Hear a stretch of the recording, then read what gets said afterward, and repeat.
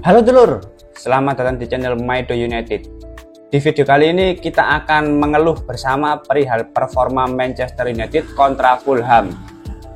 Di pekan kedua Premier League, tim asuhan Ruben Amorim masih belum bisa raih 3 poin. Apa saja yang membuat kita semua mengeluh di laga ini?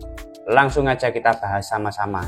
Seperti biasa, Ruben Amorim turun dengan formasi 3-4-2-1 atau 3-4-3. Lini tengah ada kombinasi Bruno dan Casemiro yang diapit Ahmad sebagai wingback kanan dan juga Patrick Dorgu sebagai wingback kiri. Ada Mason Mount dan Bryan Mbeumo yang jadi penopang Matheus Cunha sebagai ujung tombak. Sedangkan dari sisi Marco Silva selaku pelatih Fulham turun dengan formasi 4-2-3-1 dengan Rodrigo Muniz sebagai striker utama.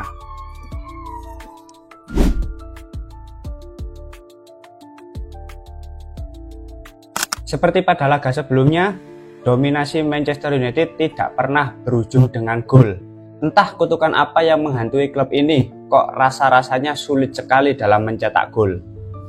Seperti pada momen ini, kombinasi Patrick Dorgu dan Mason Mount sudah sangat klop. Kedua pemain ini meskipun sedang di-pressing lawan, mampu keluar dari tekanan pemain Fulham. Mason Mount yang lebih mengutamakan team player, berikan umpan kepada Matheus Cunha. Shot dilancarkan oleh Cunha, namun masih menghantam mistar gawang. Di momen lainnya juga memperlihatkan upaya Bayindir dalam menciptakan peluang lewat direct long pass-nya. Matheus Cunha yang siap menyambut long pass Bayindir dengan baik, meskipun kalah dari jumlah pemain Fulham. Tendangan dilakukan namun kali ini bisa diblok oleh Leno. 2 shot awal laga Matheus Cunha belum berbuah gol. Selain berusaha ciptakan peluang, beberapa save dari Altay Bayindir juga layak diapresiasi. Seperti pada klip ini, sepak pojok pemain Fulham yang diantisipasi oleh Cunha justru mengarah kepada Iwobi yang langsung dimanfaatkan dengan baik. Beruntung Bayindir jeli dalam membaca arah pergerakan bola.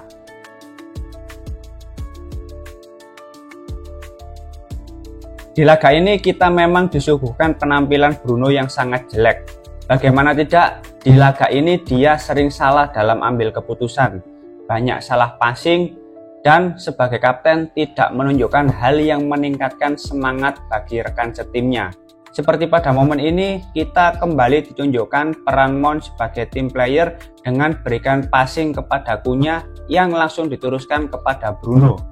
Bruno yang jadi eksekutor tidak melakukannya dengan shot yang memiliki power dan akurasi tinggi. Alhasil, gol tidak tercipta.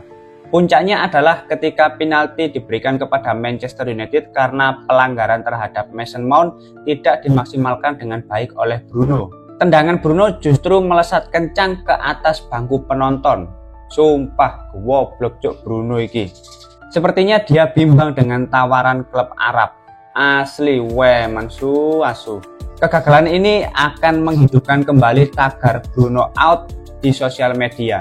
Pembenci dari Bruno Fernandes akan muncul ke permukaan.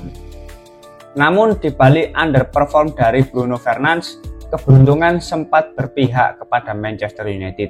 Lewat situasi sepak pojok oleh Mbeumo, Leny Yoro yang menjadi eksekutor lewat headingnya di flag mengenai Rodrigo Muniz sehingga merubah arah bola dan 1-0 Manchester United unggul berkat gol bunuh diri.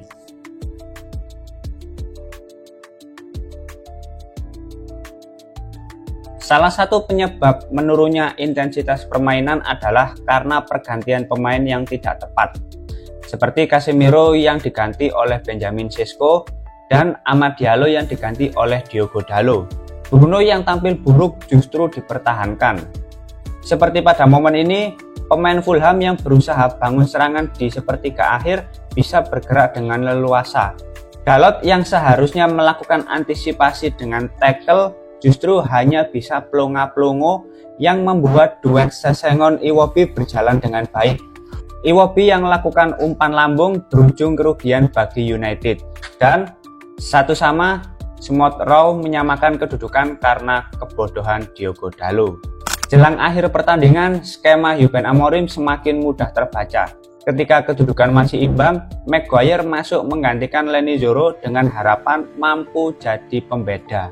Seperti pada klip ini, sepak pojok dari Bryan Mbeumo mampu dipahami oleh Maguire dan melakukan sundulan yang sayang seribu sayang tidak berbuah gol. Pada akhirnya, 3 pemain baru lini serang Manchester United dengan pembelian di atas 100 juta belum memberikan hasil dari sisi gol. Bahkan di laga ini, gol Manchester United tercipta dari gol bunuh diri. Sinyal alarm bagi Ruben Amorim jika tidak segera mendapatkan hasil positif. Jeleknya performa Bruno harusnya jadi evaluasi penting perihal pembaruan di lini tengah. Entah bertahan atau dijual, manajemen harus segera memutuskan. Terima kasih sudah menonton video ini. Jangan lupa like, komen, dan subscribe. Salam.